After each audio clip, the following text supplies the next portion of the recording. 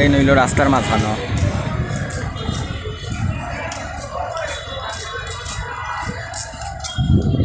কোনো গাড়ি যান না, সব গাড়ি রাস্তা ব্লক করে রাখি দিছে। আম্বরখানা পয়েন্টও আছে এখন।